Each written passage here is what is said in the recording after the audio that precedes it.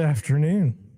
I didn't know if we were going to have success this afternoon, but it looks like we have. Let me check one thing, and it's the worst way to start a show, but I want to make sure that I've got my streaming going on where it needs to go. Because if it doesn't, then I'm not thrilled about that. All right, so I have one where I think it's just delayed.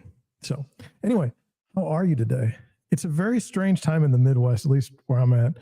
Hurricane something, Helen, whatever, is like the remnants are coming this way, and it just rains. It's just like miserably sad, and it's not fun.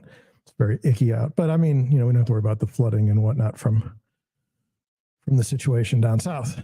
Other than that, I mean, I've got Austin in the house. I already know he's here, so there's no point in just stalling today. So we're just going to bring him on. So I don't know if you know Austin, but Austin is a real estate broker down in Nashville, Tennessee, and kind of in the Midwest. So it's similar to us, but not exactly the same. He always has great insight into what's going on, and that's why I like having him on.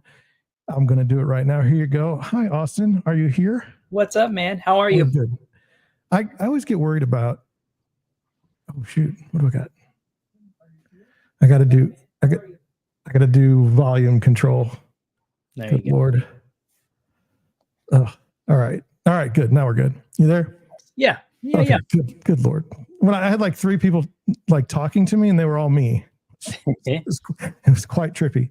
So, how are the things in Nashville? Are you getting the rain today? Tons of rain. Yeah. Started last night, and just lots of continuous rain all morning, all afternoon. Nonstop. Miserable.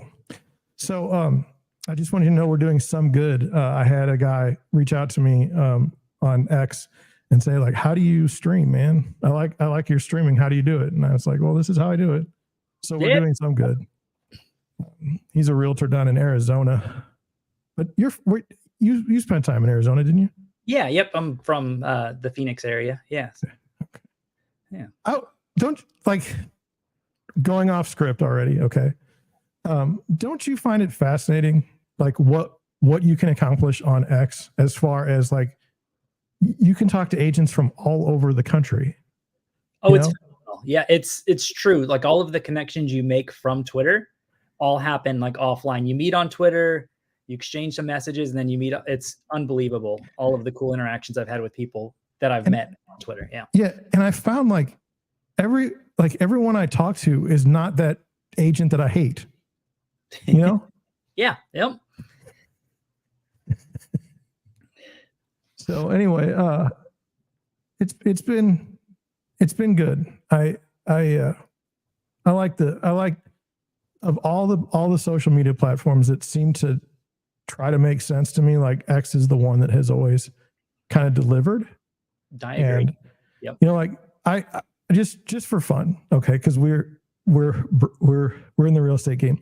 Do you know how much stuff I read that's like propaganda about like what agents should be doing on social media? Oh, it's unbelievable. Yep. I mean, it's like it's industrial weapons grade. It's just like, my God, like who's using Facebook ads in 2024? Probably not a lot of people. It's like, come on. And then people, I know people go on X to criticize LinkedIn. Also true. Yep. So anyway, I just wanted to, it's been a while, and I appreciate you coming on, and we're going to build something. I don't know what. I had a massive 2 viewers of the last video that I did, 2. So nice. Okay. Yeah, it was a 4-minute video, so I didn't think it was like too much attention, problems. It's just nobody likes it. Nobody likes my YouTube channel, and that's good. That's fine, because I've got Rumble, I've got X, but I'm appreciative of you coming on and spending your time with me on a Friday afternoon.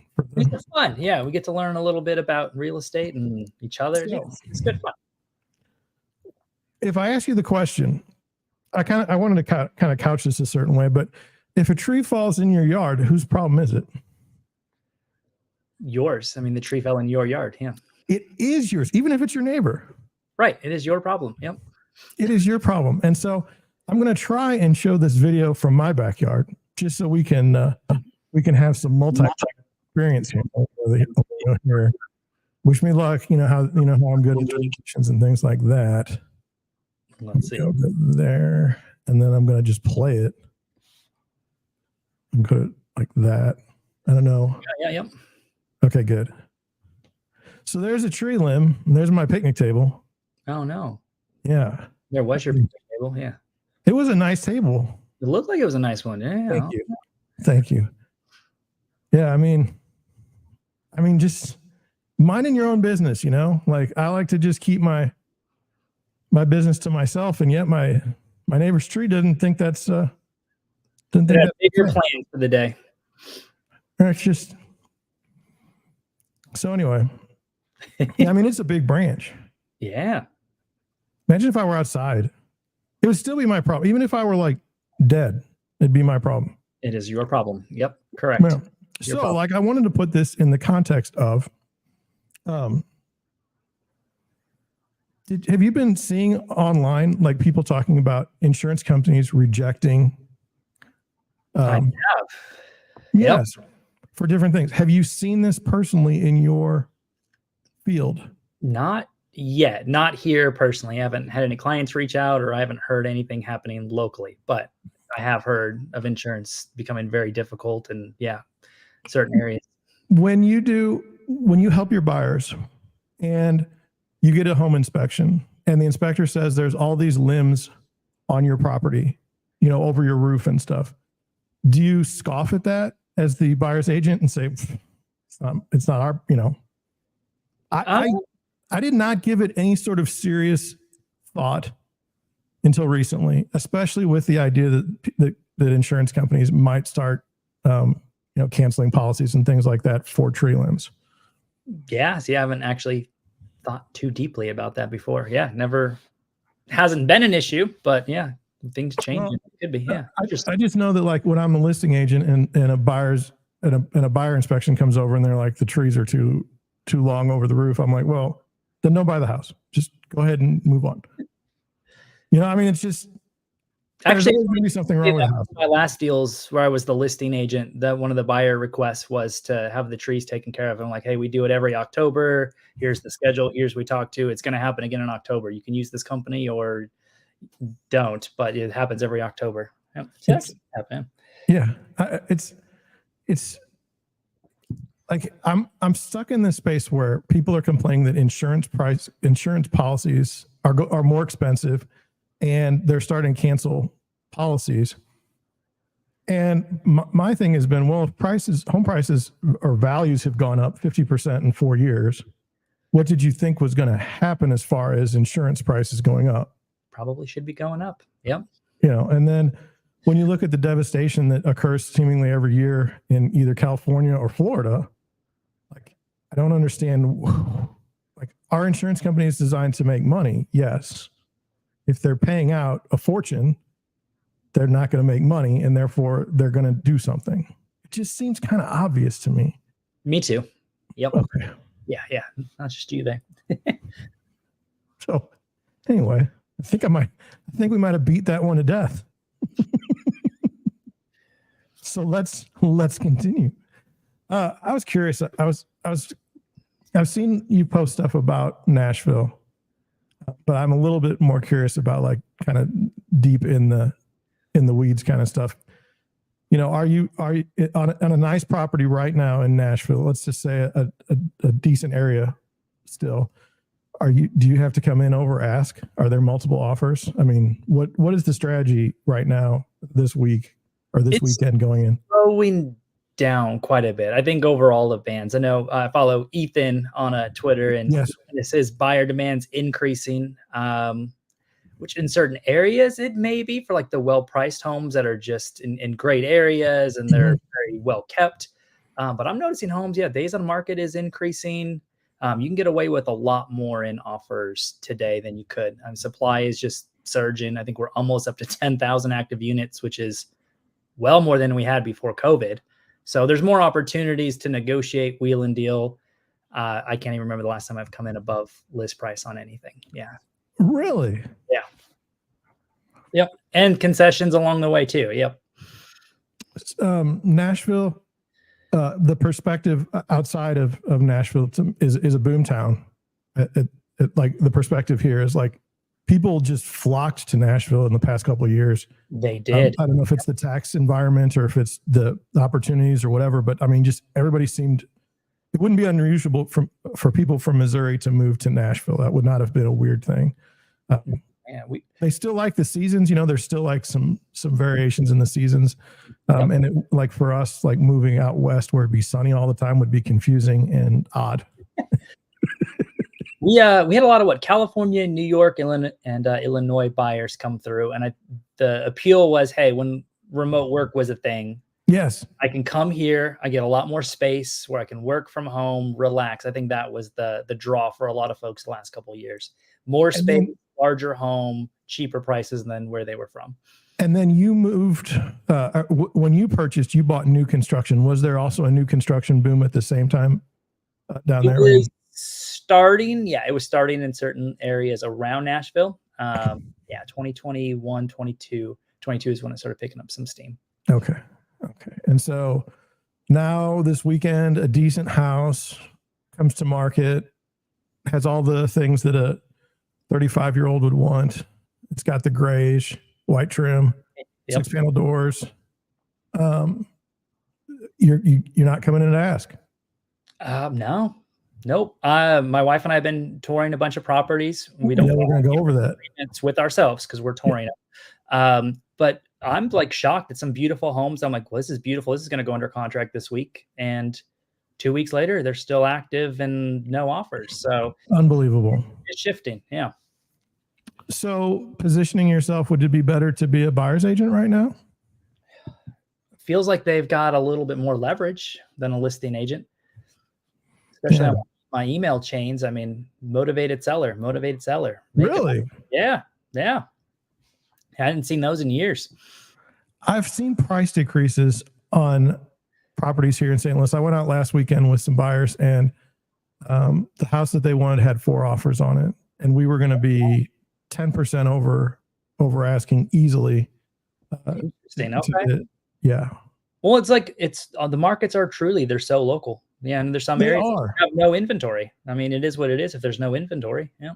And different things happen within our markets. Like for a long time in St. Louis, there was this part of town that was what would be considered old money.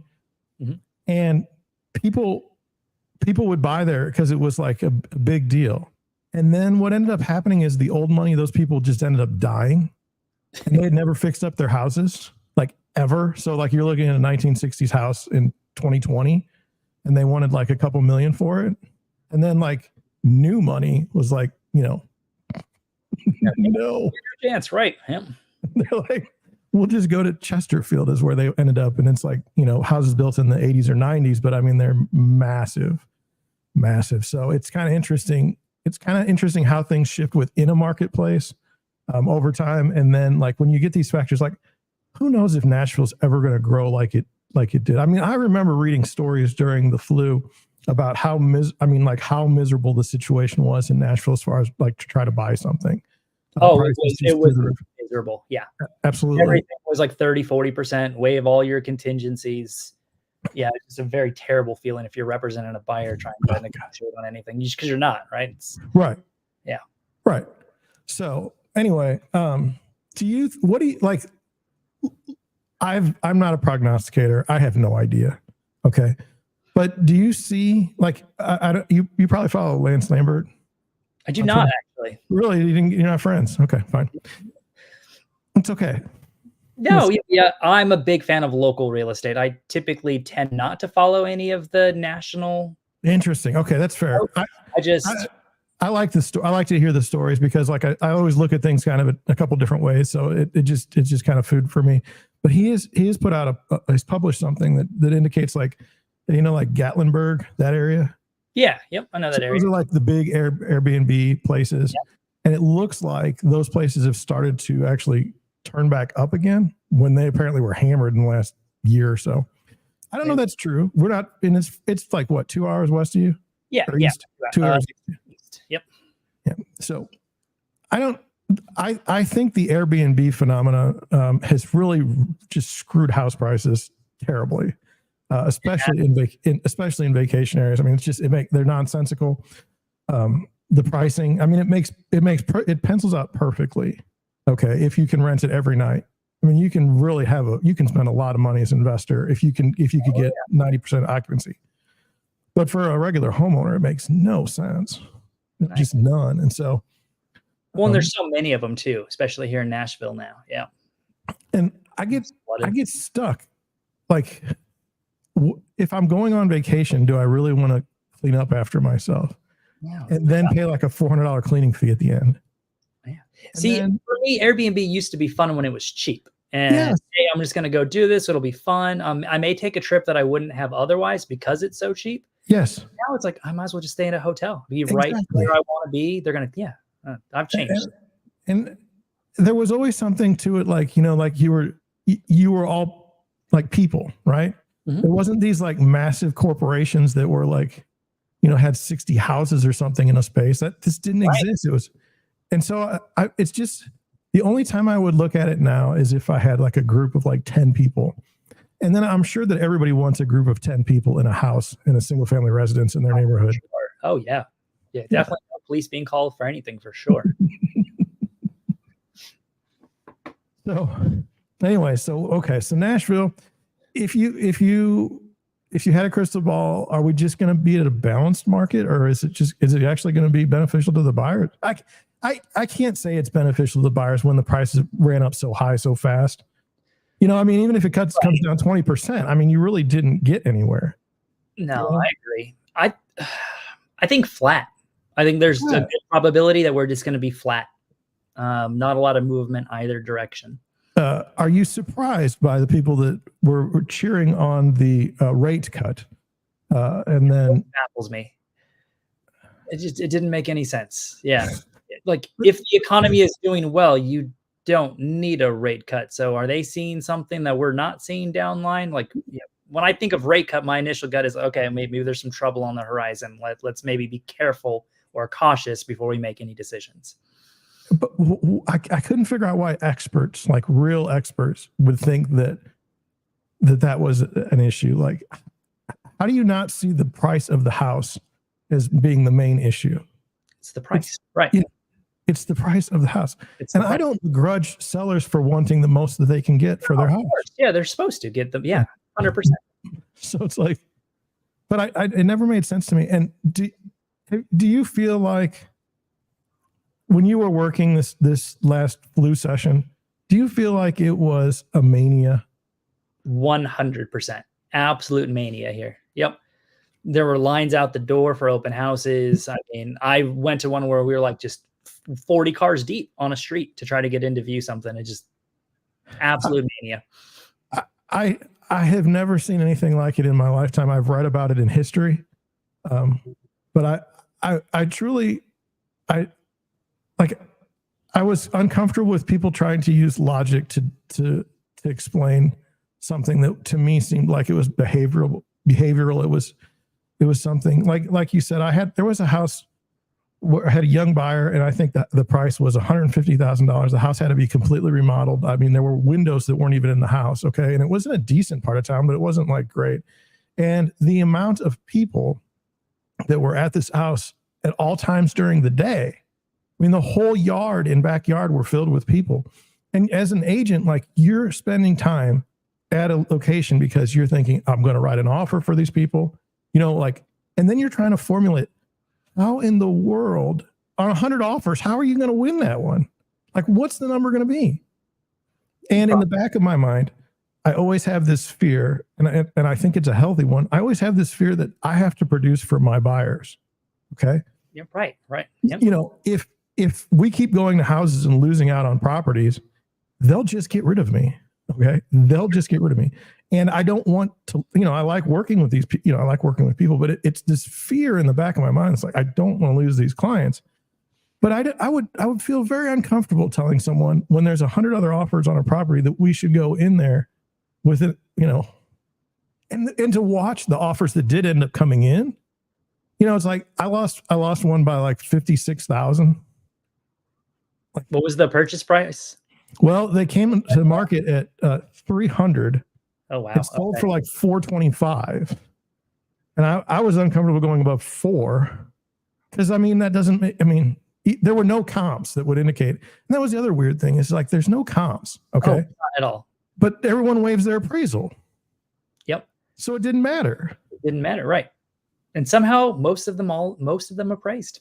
It's so odd. Yeah. It was so odd. Yep. The ones that did need financing and that did have an appraisal. Yeah. It's like they came in at value almost all. Yep. I was going to ask you, I haven't formulated this well enough in my mind, so I'm speaking it to try and get it where I need to.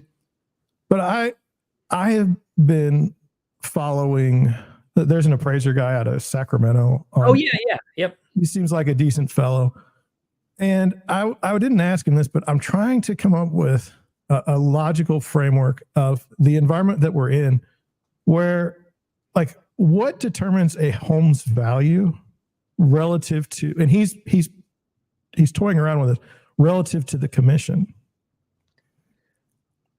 Because the whole thing is shifted around, right? Commissions, concessions, and the removal of commissions from the past. So how do you properly appraise a home if you don't know how much was or wasn't baked into it via concession, commission? How do you know? Exactly. And so I'm running into this spot, like if we just use regular numbers, okay, if we say $100,000 asking price and the seller has said, I will not pay concessions, okay, shouldn't the seller then bring down the price of the property since they aren't going to pay commissions to the amount of money that the commission would be for?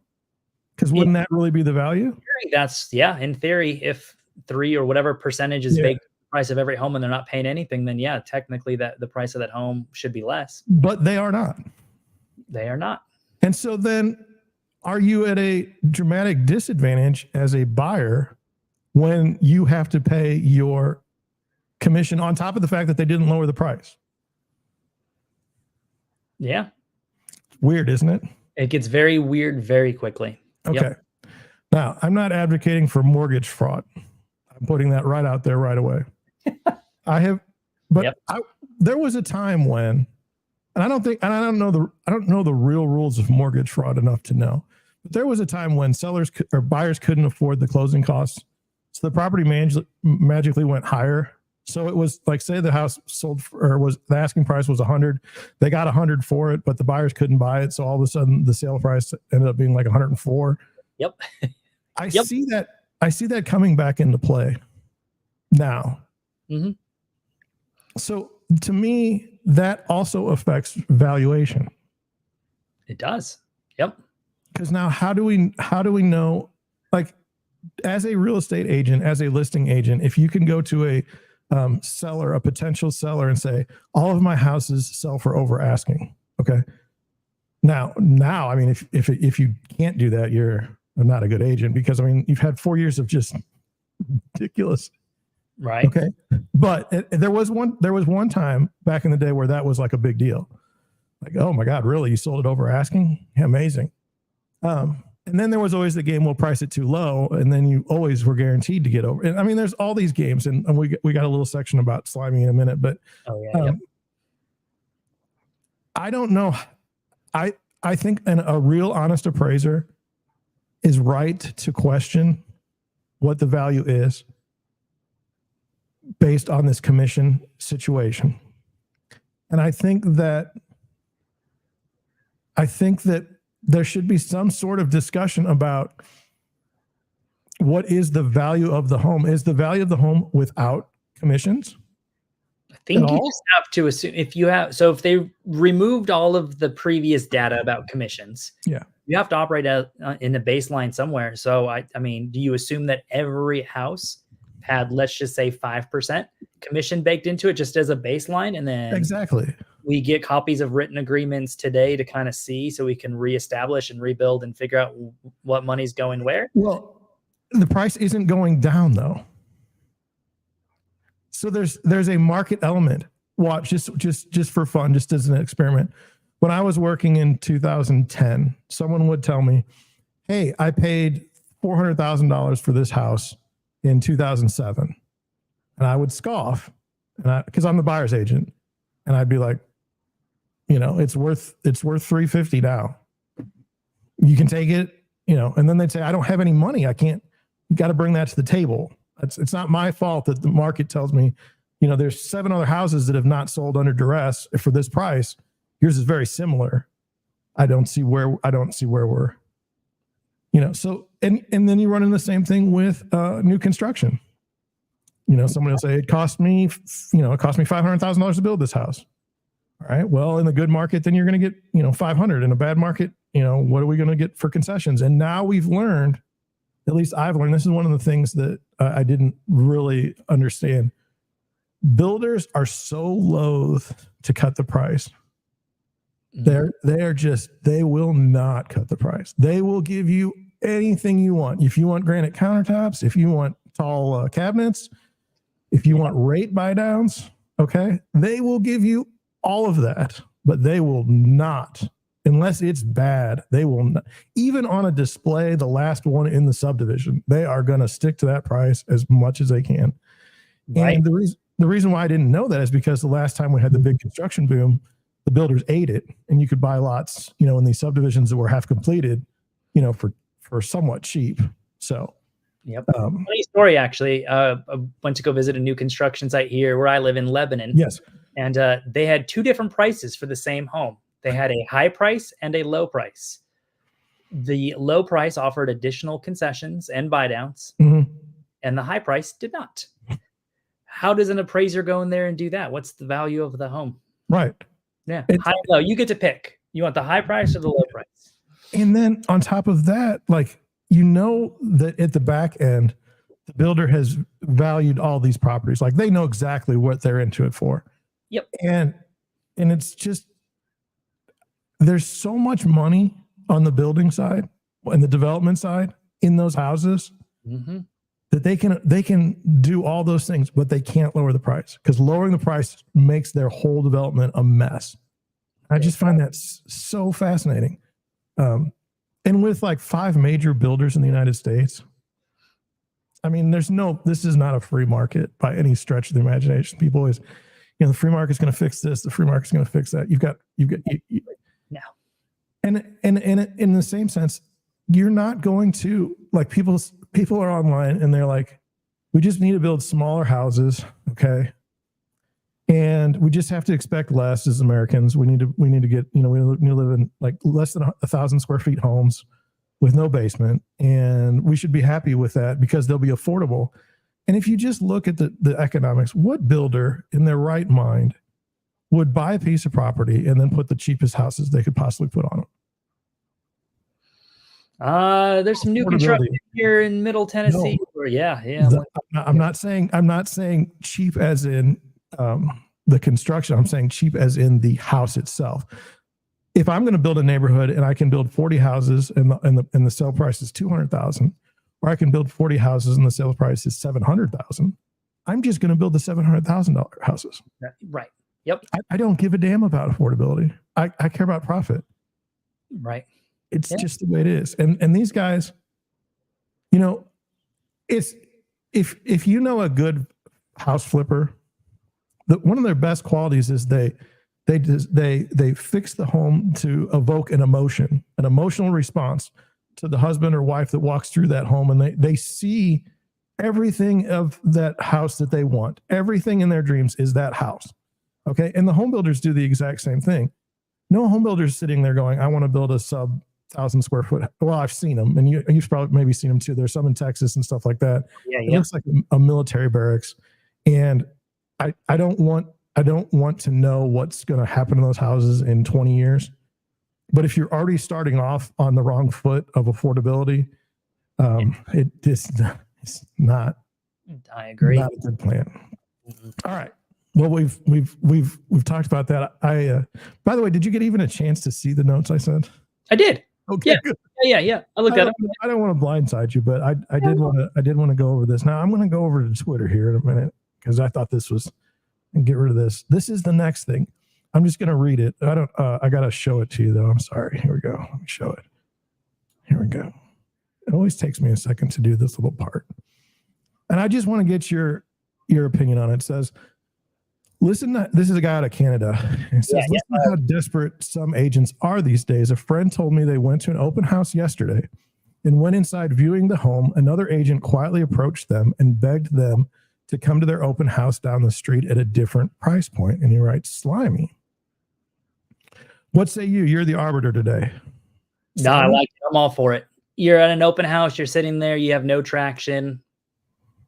Real estate agents are people in general. Go out and see. Yeah, what are they going to say? Worst thing they're going to say is no. I mean, is it a little weird? Maybe. But I think it's cool. Hey, you got a real estate agent that's getting out and trying to work and trying to meet people and like, hey, why don't you come take a look? I don't think slimy at all. I mean, I don't think slimy. Let me change it to what I know happens in St. Louis.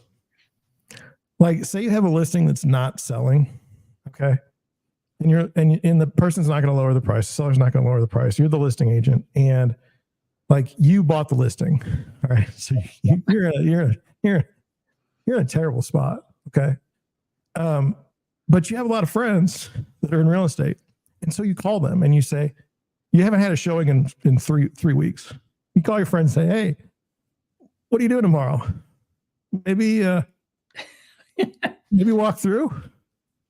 Because then you can go and take it and go to the seller and say, look, I've got people walking through. Like it must not be a pricing issue. Is that slimy? That's a little bit more slimy. Okay. Well, that's what goes on. Okay. And, so we do something. So if we have a house that's not moving, typically get realtor friends from different brokerages and we just do a quick little tour together of a neighborhood. We get everybody to come through.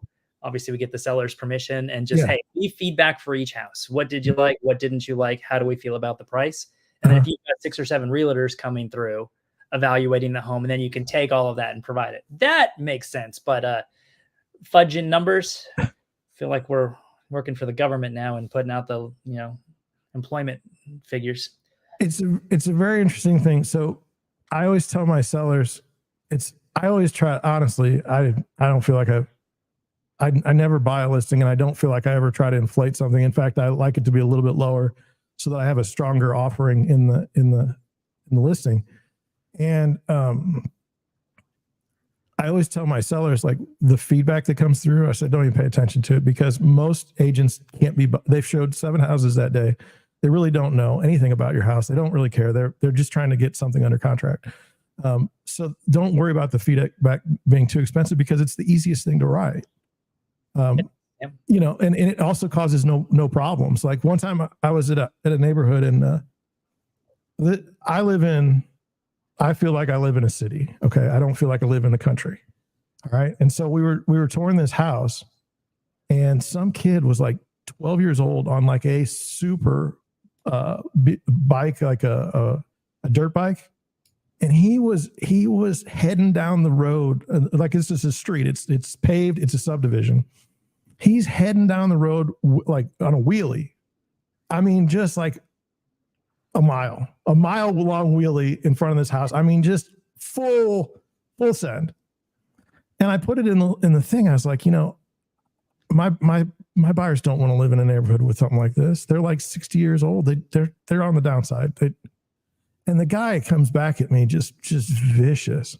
Like, God forbid some kid plays in the neighborhood. I'm like, it isn't worth my time to continue down this path. Okay. What you asked for my feedback, I gave it, and leave me be. Oh, see, that's great. Yeah. Anytime anybody leaves feedback, I'll follow up with them. Appreciate it. Yeah. You feel like your base numbers are like 400,000 and above. I've heard that in like the 700s, 800s maybe, and I know that I like your opinion. I want to get it on this one thing. Do you understand that there's like a pageantry involved in selling like higher priced homes? Yeah. The high, like, yeah. Okay. And so it's like an act. Okay. And one of the most fascinating acts that I see is there's maybe 4 brokerages in town that get the majority, I'd say 90% of the big listings. And how much is a big listing in your area? Just it would be over $1 million. Over $1 million.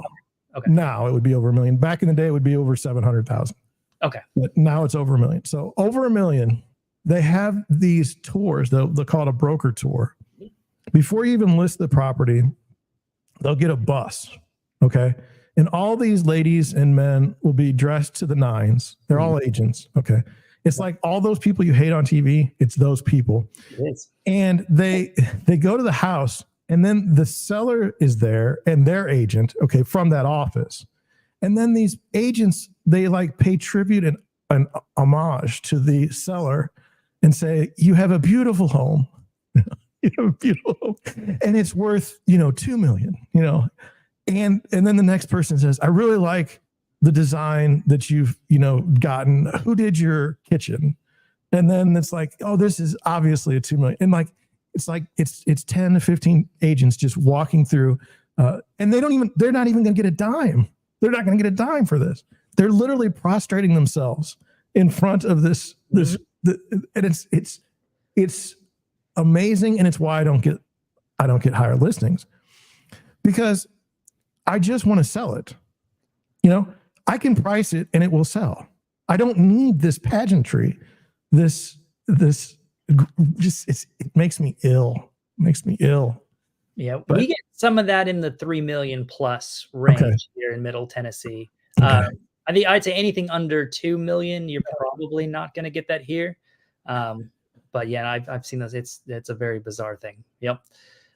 You learn quickly, like you get put in the marketplace where you belong. Oh yeah, yeah, and I do not belong now. Yep. Not for me.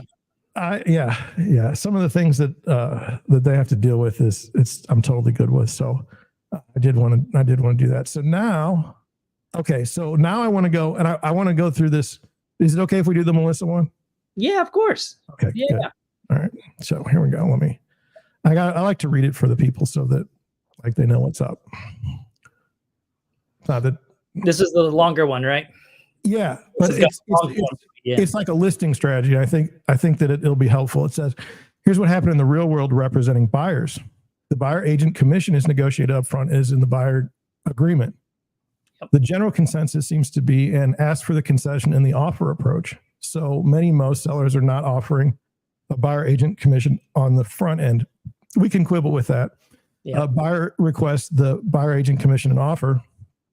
If the seller were to counter and strike the request for buyer agent in a counteroffer, then technically the buyer would be on the hook for the agreed upon buyer agent commission if they move forward with that property. So the options would be buyer pays buyer agent commission out of pocket. Yep. 2, buyer rejects the counter and moves to another home. 3, the buyer and their agent negotiate a lower buyer agent commission amongst themselves. Yep. Or buyer proceeds with this property without the buyer agent. For number 4, the buyer is still legally obligated through buyer agreement to pay the buyer agent a buyer agent commission on this home. But the practical question is, will the buyer brokerage sue the buyer to recover that money? That to me is a practical question. Legally, they'd be 100% in the right. Reality buyers without extra cash to pay their buyer agent out of pocket are disadvantaged. Congratulations, you've made it impossible for many of the people who most need it to have professional representation while buying a home. So you know how she is. Yep. Okay. There's a lot to unpack. There is, and that's why I wanted to play in this pool with you because on Twitter we don't get the nuance that we need to really solve problems. Right. And so in this particular case, I just want to make sure we're good. I am seeing both published buyer agent commission in the homes that I go through, or if I call, they say they're offering it, or if they say just put it in, I'm fine with that. I am personally fine with all the options. Okay. Yep. I do think that if you are offering it, okay, I would appreciate a number. Okay. Don't just say I'm offering it, because it doesn't do me any good to say you're offering it. Do you understand what I'm saying? I can't negotiate a deal for my buyers to buy the house. Now, at the end of the day, that's my goal. I want the buyer to be able to buy the house. Right. I don't really care where the money comes from, as long as and we'll get in that other story where it got weird. But I do think that there is an incentive for buyers to now go to a house, ditch their agent, and try and get it on the back end. Yep, it's an option, right? Which is bad. It's just like I don't we talk about slimy. That to me is a little slimy. If I don't care if the buyer pays the commission out of pocket, I don't care how that's settled, but we'll get in that in a different one because it gets weird. She assumes that the buyer rejects the counter. Yeah, that's where it gets, I think there needs to be more context into yeah, absolutely. Because I don't, in my market right now, they're not rejecting the counter because there's no counter in my market in this, maybe in yours, but we're not getting counters because there's already 4 other offers. And then the buyer and their agent negotiate a lower buyer agent commission amongst themselves. And that gets thrown into this one where you came to my defense online, which I appreciate. Yep. And by the way, that guy was ridiculous. And I've never, ever done that, but I was just like, you were ridiculous. It's like, I've never called someone anything before, but they were ridiculous and I'm done with it. I've explained to you, even before this all happened, my policy for buyer agent commission is because I cannot negotiate up, I have to start up. Okay. Cause I don't want to break the law. I'm fully interested in doing whatever laws are around. Okay. That being said, if my buyer comes at me and says they're only offering X, John, can you do something on your commission? Well, why wouldn't I? Right. Because it's to me, this is not real. In all honesty, like I'm not going to quibble over a couple $100. No, you've got the wrong person if you think. And by the way, if I lose out to a deal, if I'm at 2.4 chickens and someone else is at 2.3 chickens, and you as the buyer choose that person to represent you, go for it. I could care less. I really could, because there's so much more to the business than that one, percentage point or that one decimal point or whatever. I can't get the number right. It's just not worth my time. It's not worth my mental anguish to go through fighting over this thing. Like there's these conditions I can't control. Look, I don't have any hair. Okay. I can't control that. Like I could go to Turkey and I could do some work, but I mean, it's not who I am. Right. I'm going to lose. If you're going on attractiveness, I'm not going to win against some people, and you know who those people are. So that's just the way it is. Where am I going to win? I'm going to win because I'm invested in the people that are invested with me. That's at the end of the day. Yeah. I will work with my buyers to get something done. That's where I'm at. So I thought that this was a little bit to do about nothing in many ways. So I feel like when I've historically read Melissa's tweet, they always seem to favor the agent. Oh, there's no question. But never the buyer or the seller. And it's being viewed from the agent's perspective. Yeah, and that's fine. I don't think she's hiding it. Do you think she's hiding it? No chance. No. So there's some, I don't think a lot of agents are reading their buyer reps, because if they read their buyer reps line by line and word for word, you wouldn't be posting certain things like that. Like in my buyer's rep, for example, you cannot put yourself ahead of the client, which includes contract negotiation. So if you wrote up an offer, you signed an exclusive buyer rep looking for a 5-bed, 3-bath house, less than 500. Perfect. We found the house. We're negotiating the contract. It is exactly what the buyer wants. If the negotiations in terms of the commissions aren't there, the agent is in no position. They have actually then broken their contract with the buyer if they terminate or encourage terminating a deal because of compensation. I can't imagine that happening in the real world, because you've got to sign the buyer's agency agreement up front. Right. So you cannot, and so we'll get to that other one. I think. I think it's very, the next tweet. But there's no way that you can. So I think that particular post is not necessarily the way I would think at all. But I would ask you a reasonable question, and that is, if someone went around you, would you take the time to go after them? If someone went around you, no, absolutely not.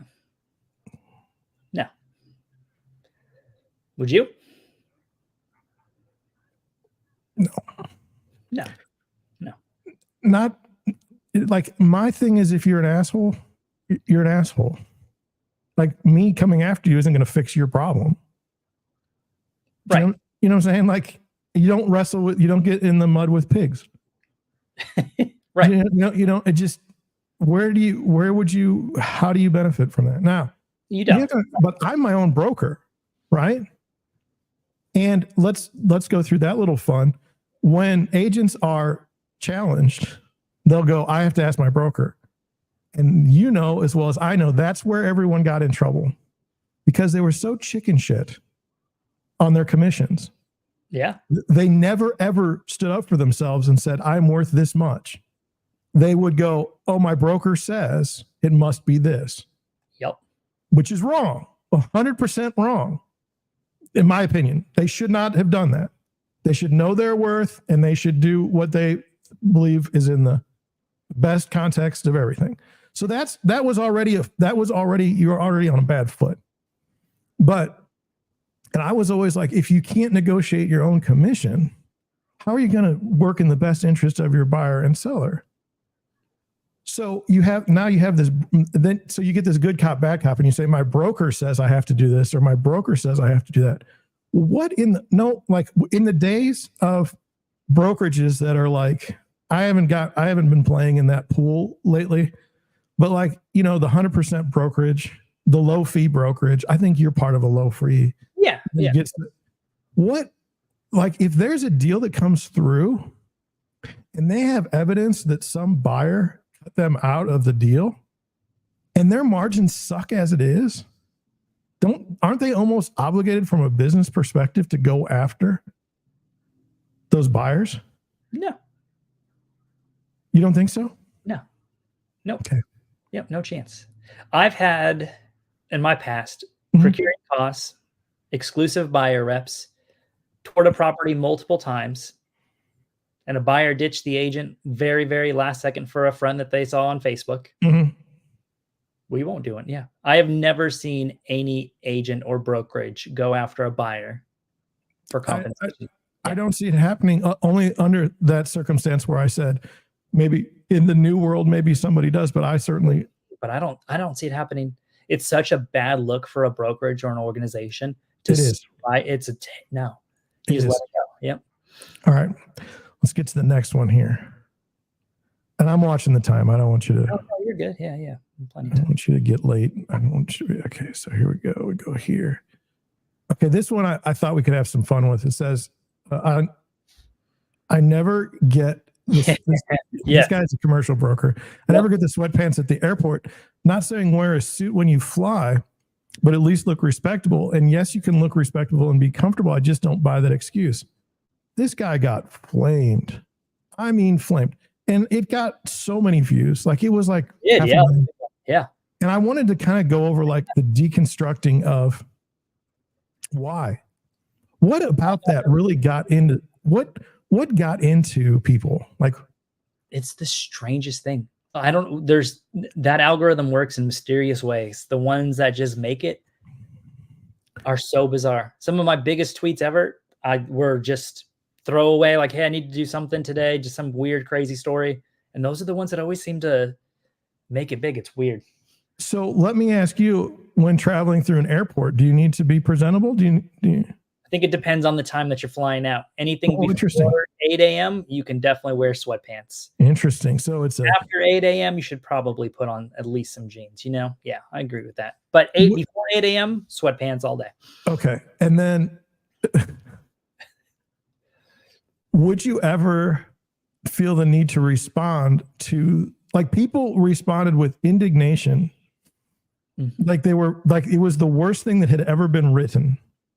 And I wonder if those people, myself, if they are secretly feeling guilty about maybe their life's choices, or because, I mean, it's one thing to read it. It's quite another thing to respond with indignation.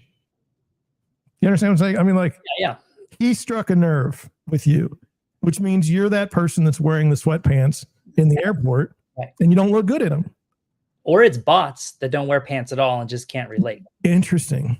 There was something there on a deep level that got into people's minds. Now, I think about it when I travel. I will dress up to travel, but I come from a life where this is the way it is. It's not negotiable. How dressed up do you get though? I will be dressed up enough. I will tell you this, and don't make fun of me. I don't own a pair of sweatpants. I have no idea. My wife's brother is ex-Yugoslavian, and he wears tracksuits, and they are awesome. Okay, but he's in Europe. Okay, and I don't think I have a wallet, so I need a back pocket for my wallet.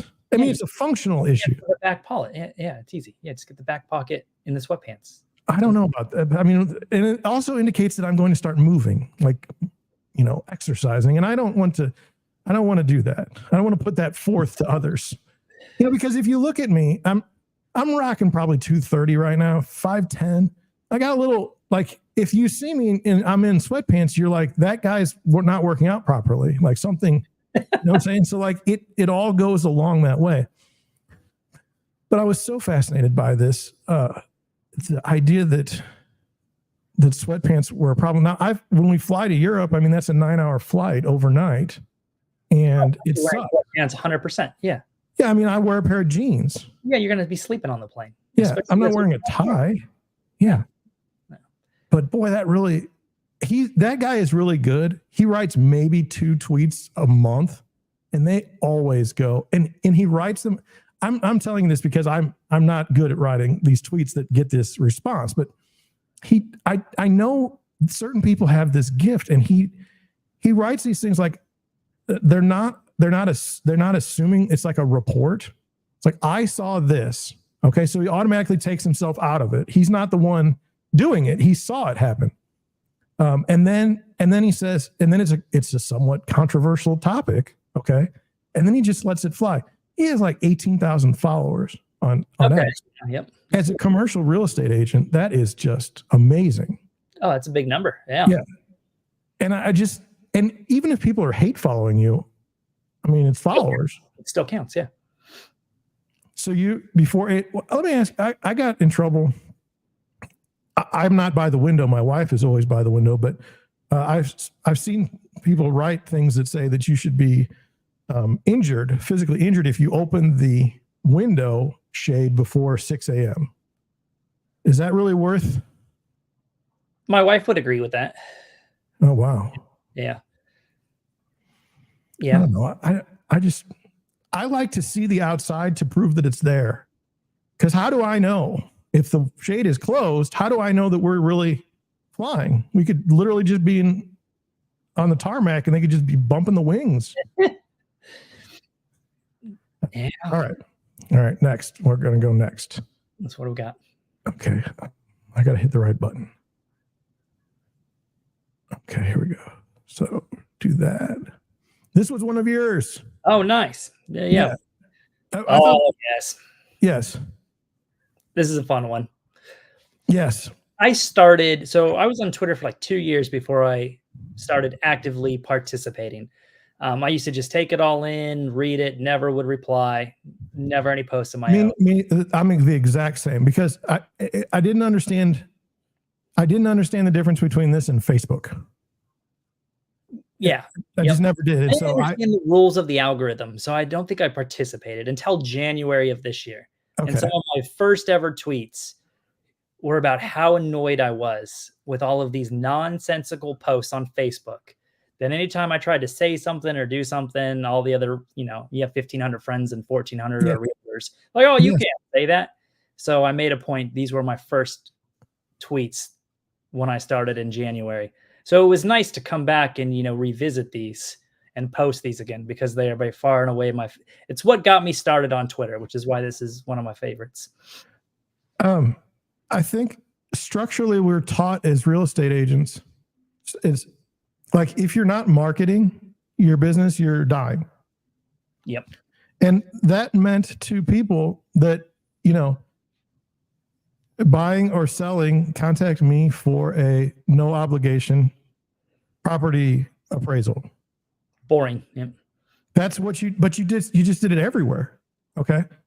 And then you take something topical and you add to it. So like the rates are going down. Contact me to know, to learn how much money you can save now on your new home. And it's this very bland and dumb way to go about things. But that's what they're taught. For you to like pierce this veil is sacrilege in real estate. You're not allowed to say like, hey, maybe it's not a good time to buy a house. You're not allowed to say that. No. Okay. So do you just think, I'm curious, do you think this is just a boring Facebook post? Oh, I think it's just so programmatic. Okay. Okay. And like when the rates go up, they're going to say the rates just went up, buy now to lock in, before the prices go even higher. If you're a real estate agent, there's never a bad time to buy or sell a house. Never. Never, ever. Correct. Okay. And so, I mean, I just don't understand. And you're supposed to cause urgency. It causes a sense of urgency. I would just put out there that, when you do have a sense of urgency, it's normally when you're writing a contract to buy a house. Like now that's a sense of urgency. Right. Now you need to watch your time.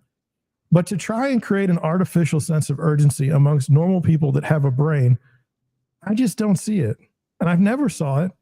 And that's why I think that's why the coaching's never made sense to me. Is your gardener buying a house? I don't know if my gardener's buying a house, but I have a gardener. And this is the same way. I found it interesting. Did you also, this had 30,000 views, almost 30,000 views. That's a lot. Yeah. And there's not much text here from you. No. Yeah. So when you posted this under the guise of, you were just making fun of something that you think is hilarious. It's ridiculous. Right. And, I've been doing this thing on Twitter where there's some guys that I follow and we did this week, you and I may have been on this post where, like I said something like, I appreciate this and I better get out there and buy right now. The sarcasm is so heavy that I actually got people coming, into my comments telling me like, you're an idiot and all this other stuff, as if I really believed what I wrote. I had a couple of those too, comments in those ones like, oh yeah, of course you would like these FOMO selling. Yeah, of course you would. Really. Yeah. That to me is the highest form on X, to be able to pull that off. And people have no idea, like that they're not working it right. They're not looking at your profile. They don't know anything about you. Yep. And they can't cross the idea that maybe you're being disingenuous on purpose. And it's oh yes. But your audience, the people like that actually interact on a regular, they know exactly what you're doing. 100%. And that's what makes it even more funny. I think so too. Yeah. So it's something about these posts, by the way. So in Middle Tennessee, there are some really strict laws and rules regarding agent marketing. So if an agent were to do this in Middle Tennessee, they could be held liable down road if what they're claiming doesn't actually happen. So I find that the enforcement mechanism for that. I was just curious. It's TREC. So the Tennessee Local Real Estate Board. Okay, the board is in charge. Okay. They're the licensing committee. But so these claims are actually, this could get an agent in a lot of trouble here in Middle Tennessee.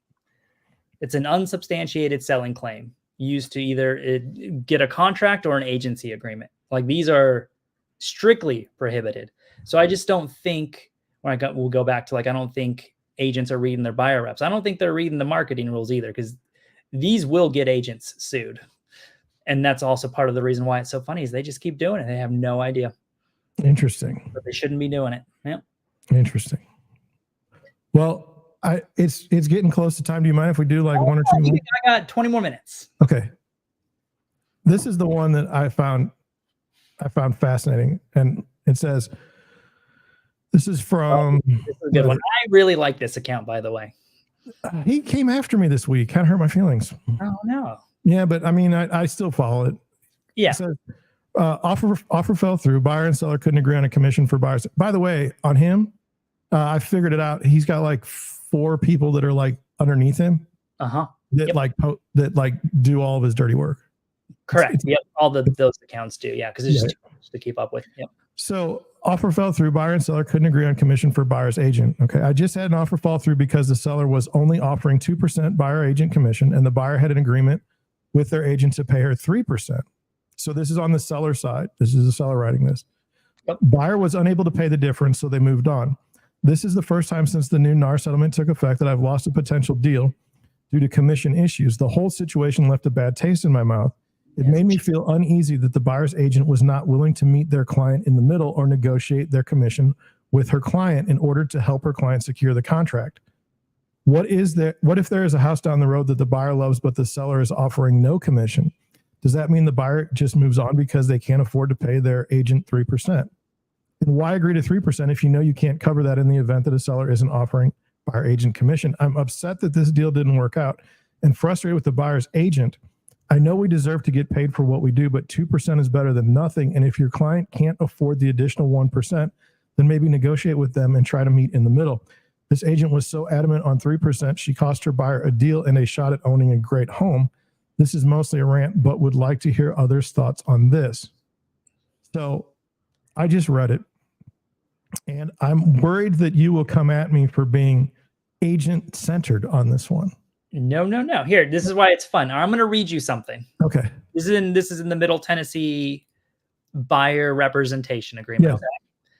So let's see here. One of the duties owed to client.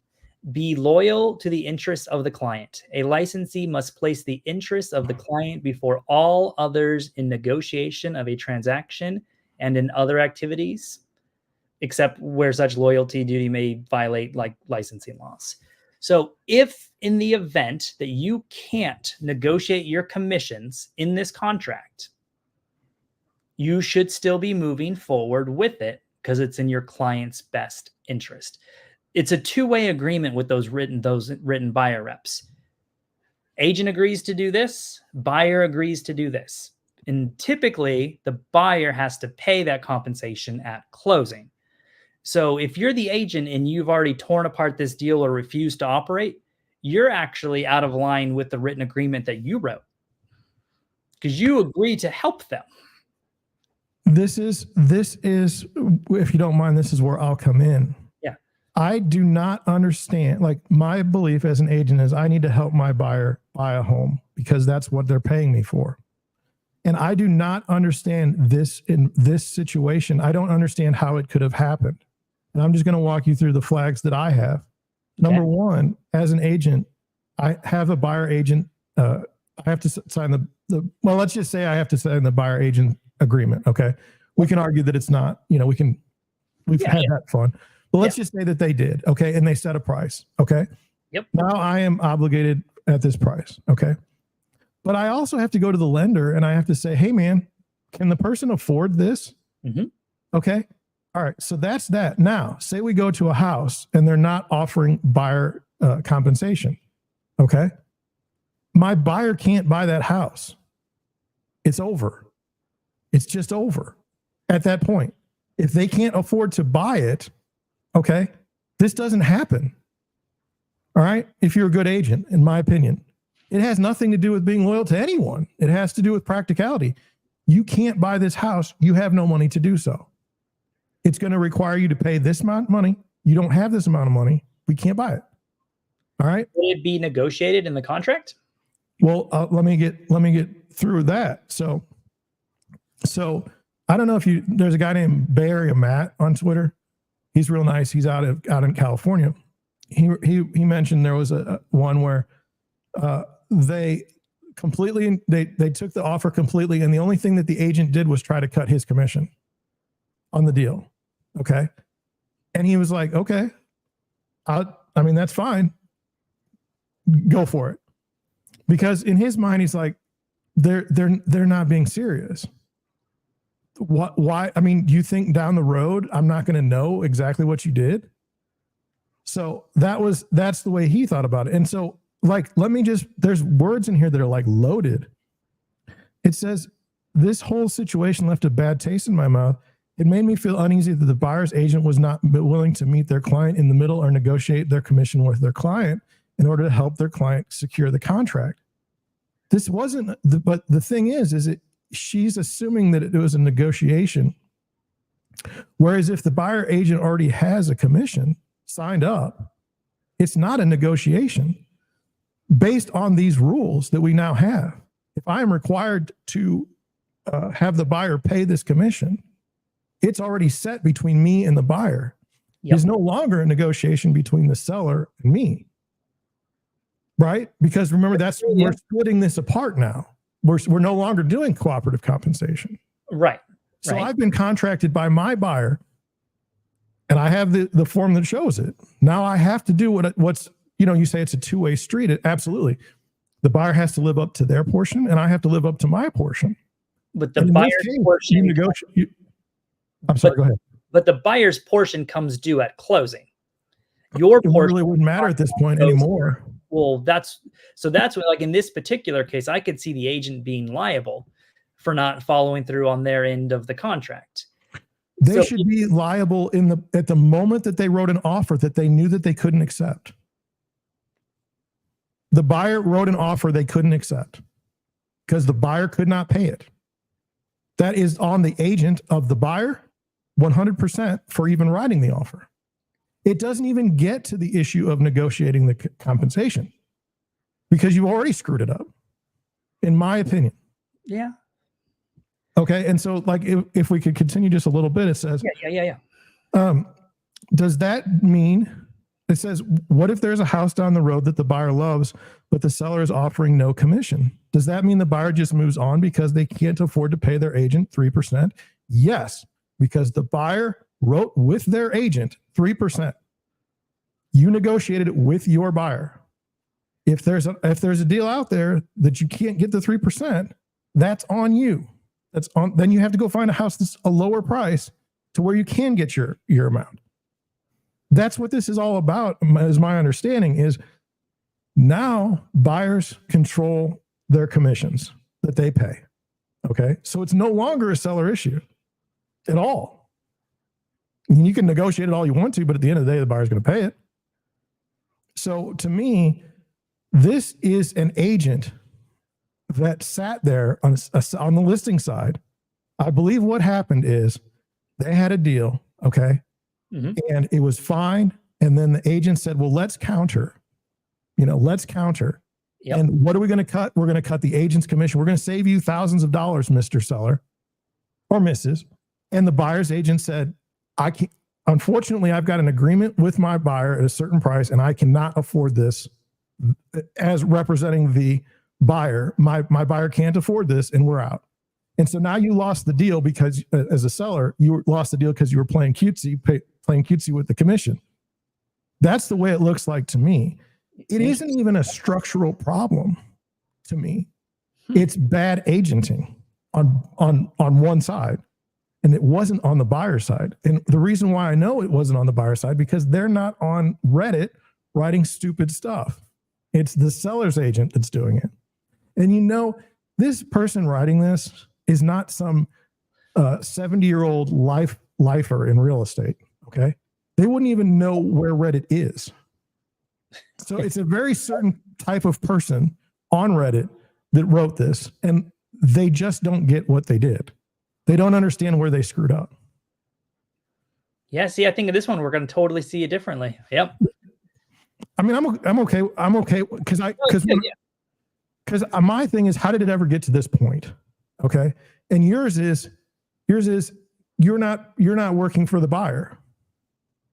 So do you see what I'm saying? Like there's two ways to look at it. And I don't think you're wrong. Okay.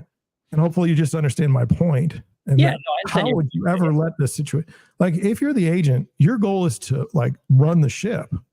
Okay. And you should be looking out for situations like this 100% of the time. Yep. And this says this agent was so adamant on the 3%. That's what she agreed to with her buyer. It's got nothing to do with you as the listing agent. Unfortunately, she can no longer afford this house, or the person can no longer afford this house. So would lead. So did the buyer back out of this contract? 100%. 100%. Okay. Let's just say the house was listed for $100,000. They put an offer for $100,000, and it was great. And the listing agent said, you know what? Let me cut your commission in half on a counter. Okay. And so she did that. And then the buyer said, you know what? Can't afford it. We're moving on. Okay. And so maybe they took the commission, and then they said, so instead of taking off $1,500, they took off like $1,000. Okay. With another counter. And the buyer said, you know what? No, I'm not doing this. There's like 17 other houses I'd rather buy. Okay. I'll just move on. And they were negotiating in a weak hand, my opinion, on the seller side. So, okay. And just playing this out as the buyer. Okay. Yeah, absolutely. You get the counter offer back. Yeah. The counter offer says, hey, all terms are agreed, except we're going to pay your agent 2% instead of 3%. Yes. That buyer is probably thrilled that they accepted all of the other terms. I can't imagine that the buyer wants to. The buyer could technically could increase, like they could take a higher interest rate and get premium pricing on their loan if they wanted to buy this house. There were a number of different options the buyer could have taken, right? I find that the thing that I've noticed with my buyers that are really my buyers, that are my good friends, they see what's happening. They see somebody trying. I mean, we're basically partners going in to buy a house, and now one of the partners is getting shot, and the buyer's like, "Oh, I'm not going to have that happen to you. I'm not going to have that happen to you. You're my agent. Like, you're working for me, and this person's trying to cut your salary. Screw off. It's not going to happen." That's the way I see it most of the time in my deal. This, you can take an approach, like you could take an approach based on your thoughts, like that you're not working for the best interest of your client. My thing is we'll never know the best interest of anybody at the end of the day. I mean, just as a stupid outlier example, let's just say you worked with a buyer, okay, and they bought a house, and the next day a tree fell on their house and killed them. Did you do the best for your buyer? Your buyer's dead. Yeah. Well, yeah. Okay. In their best interest? Okay. But acts of God, we can't really account for those. But let me ask you a question. Let's say this is a $500,000 house. 3%, 2% commission is $10,000 versus $15,000. I don't know. Yeah. And then you ask, what are you doing way up at those numbers? If your client loved this home, are you personally not willing to, I'll take 10. That's fine. Well, and that's willing to do that. I mean, you personally, would you do it? Would I personally? I would not. Well, I'm in the spot because, I've got a signed buyer. How do I say this? What can the buyer really afford? You're using big numbers, let's just say $15,000 on a deal may screw the affordability for the buyer. Well, no. Completely. So all things being the same there. All things being the same, I'm going to negotiate a very high number up front, and then whatever they're paying out on the buyer's agency, I'm going to drop down.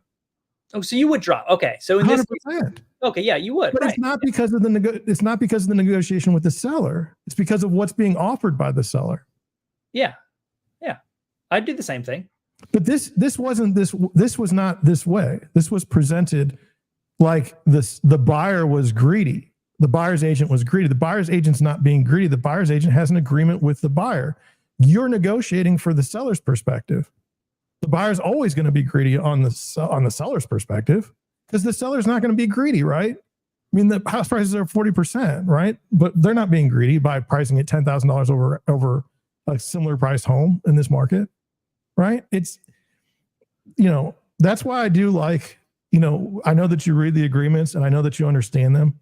So many agents don't. But the reason why we have these written agreements is so that people can follow them. Like it's a roadmap. Yep. And these people, like, you have to know what the numbers are. If you're going to negotiate a deal, you have to know what's going on ahead of time. You can't just show up and write an offer on a house and you have no idea if the buyer can afford it.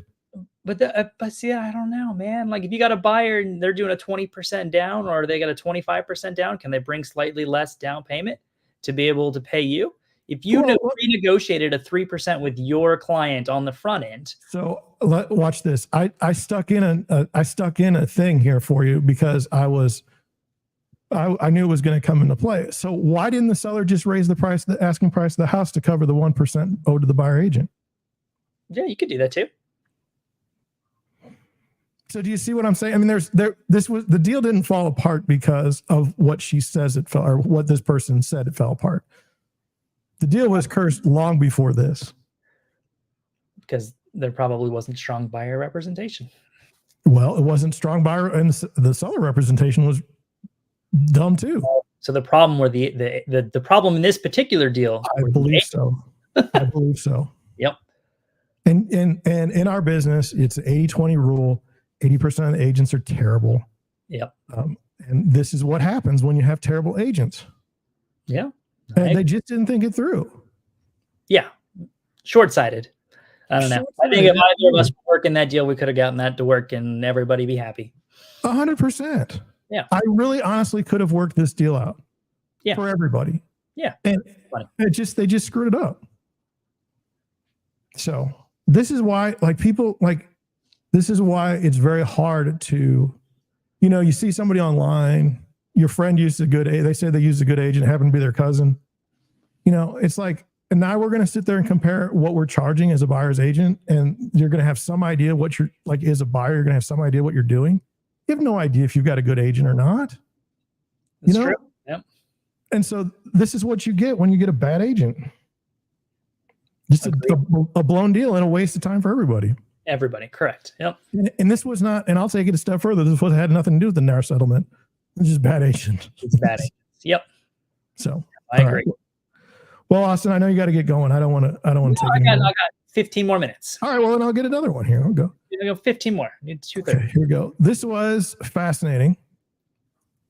Can you tell me, I'll just read it real quick. Houston, we have a housing problem. Let's talk about the one new construction sites my wife and I visited this weekend and why I think there might be some big problems ahead.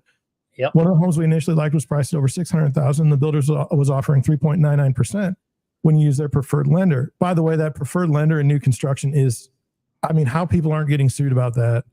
I agree. When you walk through the home, it's pretty clear that it's not a home worth $600K. Fits, finishes, quality remind me of that of a $300K home like the one I currently live in. 3.99 rate cost is somewhere between 7 and 9 points, which is about $45,000. Oh, and it's an FHA product advertised with 3.5% down. It's pretty clear that the points are for the rate buy down are baked in the price of the home. You're overpaying for a home in exchange for a lower payment. That's never a good place to be. Let me take this a different direction, and that is, Austin, you bought a new home when you moved, or when you were in the Nashville area, new construction. Yep. Do you have a preference for new construction? I'm looking more like, let me just pretend that I'm your agent for a minute, and I'm just trying to find out more about you. Are you into new construction? Is that where you want to be? Not necessarily. No. Okay. I value my time, and the appeal to new construction is that I'm not going to have to do anything. Oh, I screwed that up. So you want it, it's more for, more for an ease, but you are kind of then in new construction. You are kind of interested in that, right? That is the appeal to new construction. Yep. That's one of the pros of new construction in theory, is that I am not going to need to do anything to it. Do you feel that it's different? Do you feel that the new construction market is different than when you were in it last time? I think new construction, like I said, peaked, or it's really started 2021 into 2022. Okay. My home is not of the best quality. I'm already having issues that I should not be having.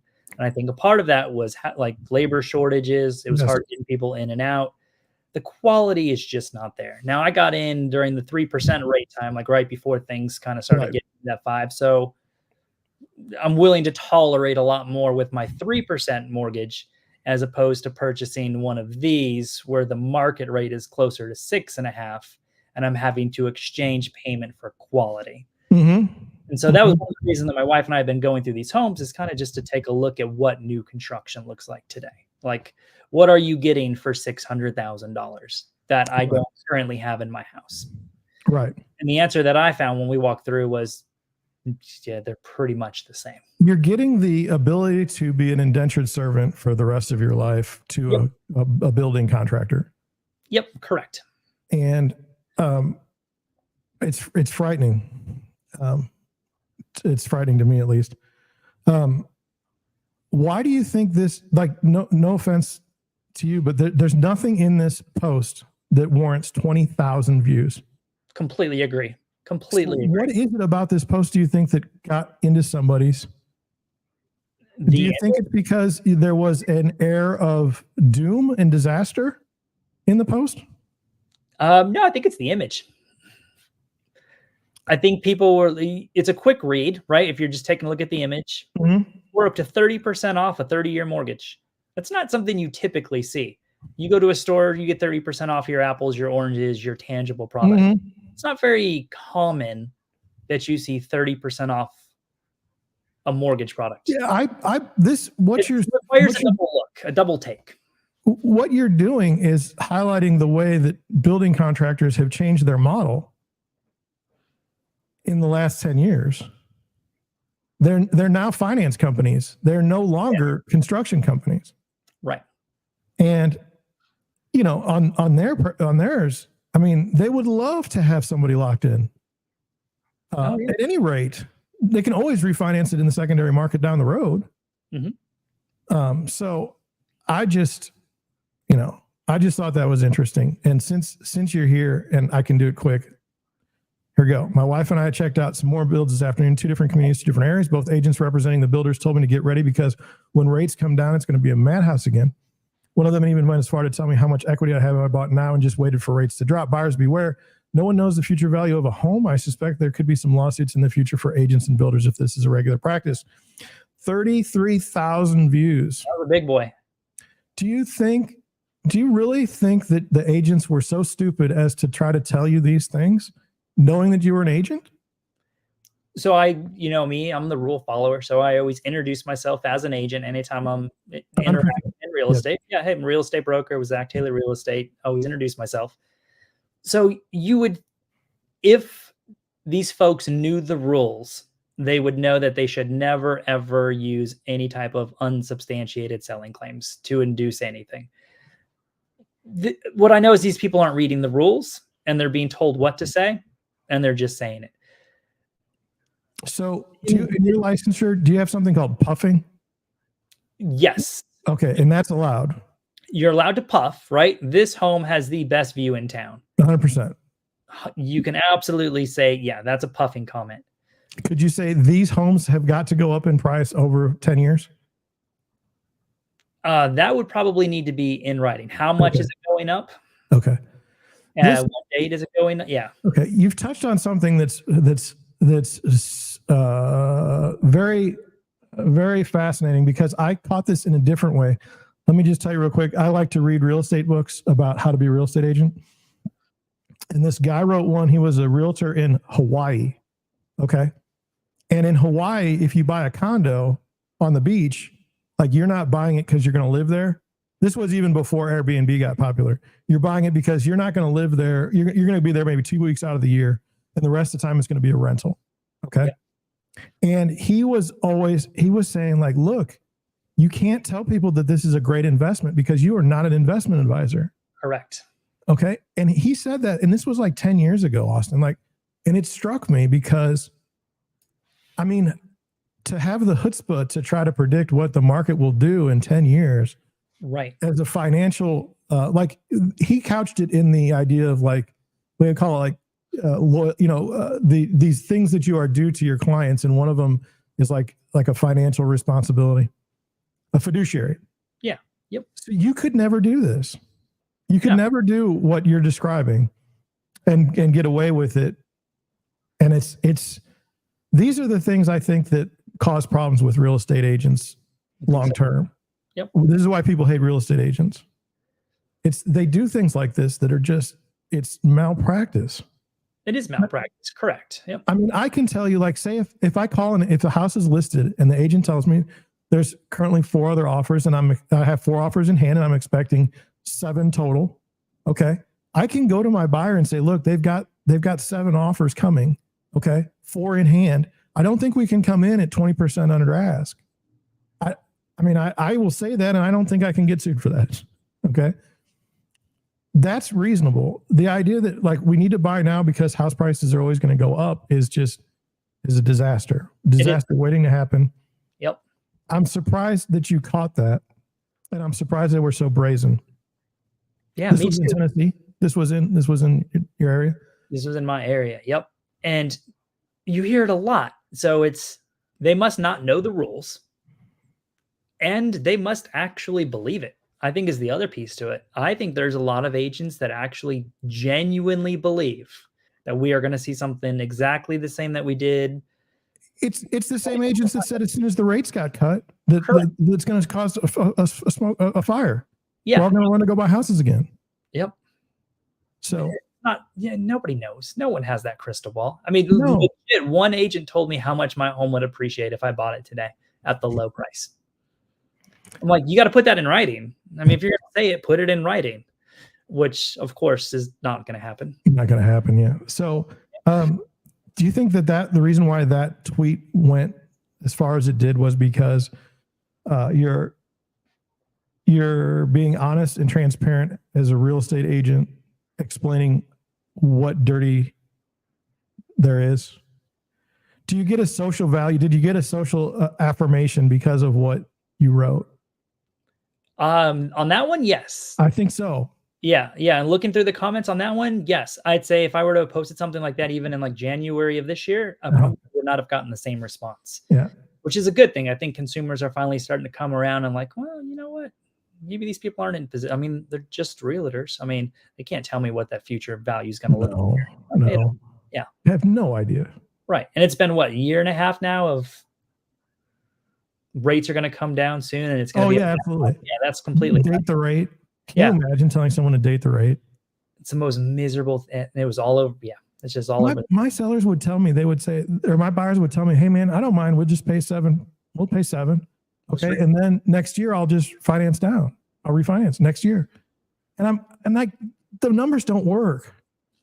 So why do you think that? Like it's a virus in your mind to think that that's going to work. Because what equity do you have, and what is the best chance that you're going to have less equity?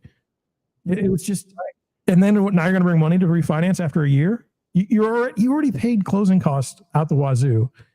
There was no way that made any sense. Correct. Yep. There's no chance. And again, it all ties back into there's just a lot of bad agents out there, unfortunately. 100%. But you know what? It's people want to hear that stuff. They do. If you follow the narrative, you like say you and your girlfriend. I'm going to go with a girlfriend because we're not talking about you. Okay. Yeah. But I use you. You want to go buy a house. And so you're the man, you're like, I want to go buy a house. We're going to spend our rest of our life together. Okay. And so you call the first agent, and the first agent says, man, the market's kind of tough. I don't know if right now is the right time. You hang up immediately and call another agent. And the person says, oh man, you better buy now. It's just going to keep going up. It's just going to keep going up. Oh, well, now I'm going to use that person. 100%. Yep. What you want and what you should get are two different things. Yep. It's so odd. It's so odd. Well, it's so funny. I hear this all the time on Twitter too. The doomers just do everything for clicks. And I'm like, you're telling me that the doomers, the ones that are not selling courses, that are sharing what they think is true, they're not even blue check, they're not making any money telling you what they think is going to happen, are just doing it solely for the 500 impressions that a tweet makes. It's fascinating. No way. I think that one of the reasons why I fail so bad on the YouTube is because I have just a basic balanced approach to life. Yeah, balance does not work on social media. And I could never, when somebody says house prices are going to crash, I always ask just simply, what's the number that you define as a crash, and over what time period? 5% over a year is not a crash. 40% over a year is a crash. That's a crash. What are we talking about? Yep. And so, it's very interesting. More people making money with the FOMO selling claims than there are doomers doing it for clicks. Like there's way more guys on that end. Okay, so it goes even farther. There's somebody that I know that you know on Twitter, and that I know on Twitter, that calls people doomer all the time. All the time. Yep. And he points it out. He's like, that person's a doomer. And he is in a position where he rents out all these houses. He buys houses and he rents them. Okay. Yep. But what he doesn't say is, How many people are clicking on his videos because he's doing the exact same thing in the opposite? Correct. People want to believe that you can rent a home and always make money. Okay. Yep. It's the same as fear porn for him. He's telling people what can be, okay, even if it's not. He's doing the exact opposite, and he's sitting there and complaining that the other people are doing it. It just blows my mind. Yeah. I mean, and I don't think he knows it. I don't think he knows it. You do? He knows it. I think he may. It's so weird. I have wondered, like, all these people that are just permables in housing, what is the excuse that they're going to use if things go south? They're going to say, well, we told you so. Well, yeah. But the ones that say that this is going to be perfect and everything's great, they're going to say, I didn't see the number that would have indicated that this was happening. I didn't realize the numbers were this way. Even though even though the doomers have put these numbers out there, I didn't see them because those people are ill repute. Their numbers don't. Or it'll be something like, there's no way that anyone could have accounted for this. 100%. Yeah, that's will be the other him. So anyway, all right. Well, I'm going to head out. You are. This was a wonderful conversation. It was a lot of fun. Else enjoyed it, I don't care because I did. I love talking about Twitter's such a cool place. It's fun talking about them and diving a little bit deeper, and it's fun. It is, and people don't realize it that like the news happens on Twitter. Okay? It does. Yep. And then it circulates out. It's no longer the news is out there and it comes to Twitter. It's on Twitter and goes out. Yep. And the problem that you have is, of course, the limited writing. You know, you can't really get into something. Also, you don't know the temperament of the person that you're writing to or your audience. Right. But that's why I think that this is such a fun thing to see, like, how does this tweet get so big? What is it about this tweet? And is it true? Is it real? So I think you've had a fantastic run the last little bit on Twitter. Yeah, last week was kind of crazy. Are you seeing any more followers because of these massive? I think I picked up about, I have 1895, about like 70 this in the last week from it. Yeah. Good. Yeah. Good. I mean, I'm sure 60 of them are bots, but yeah. You know what? It's totally fine. You know, the relationships I've made on Twitter with people that aren't the bots are so much more valuable. They are. That I'll take the bots every day of the week. 100%. Because you get to meet the cool people. I actually met up with somebody this morning that reached out via Twitter. Good. The coolest dudes I think I've ever met. Just super smart, knows what's going on. I would have never connected with them otherwise. No. So it's worth the bots. Yep. All right. Well, hey, man, I'd hate to put you on the spot, but do you think we can we meet again sometime? Can we talk again? Yeah, next week. Hopefully I'll have some more projects a little bit more wrapped up and we can talk about those too a little bit. And I think I got some things coming down, but yeah. Well, thanks, Austin. I really enjoyed this. Yeah, me too.